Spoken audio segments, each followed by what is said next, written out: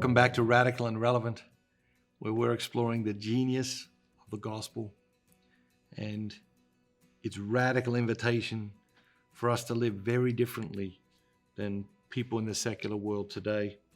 Today's reading comes from the Gospel of Matthew chapter 5, verses 27 through 32.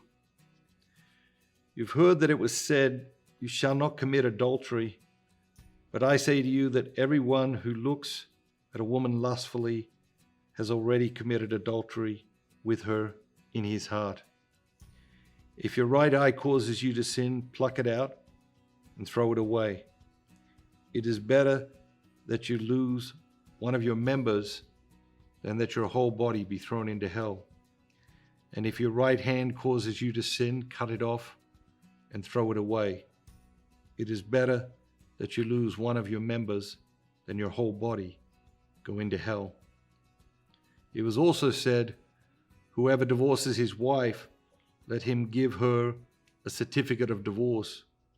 But I say to you that everyone who divorces his wife, except on the ground of unchastity, makes her an adulteress, and whoever marries a divorced woman commits adultery. What jumps out at you? A lot of controversial issues there, especially in our day and age. Of the 10 commandments, 2 commandments are dedicated to this one issue. Jesus said, "But I say to you, everyone who looks at a woman lustfully has already committed adultery with her in his heart." Our eyes, what we see, what we consume with our eyes has a very, very powerful effect clearly on our soul, on our ability to live in truth, on our ability to absorb wisdom.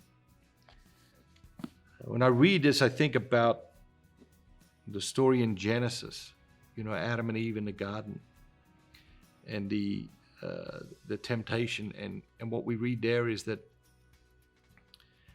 Adam and Eve looked at the fruit and they saw that it was desirable, and that's really important step in that process of temptation. They looked at the fruit. They didn't just take it and just grab it off the tree. They looked at it. They pondered it. They meditated on it. And the reality is, very often in our lives, we're looking at the wrong things. We're pondering the wrong things. We're meditating on the wrong things. And so today is an invitation to take back custody of our eyes, to be really mindful of what are we looking at? What is that causing us to think about, to ponder, to meditate upon? Have a great day.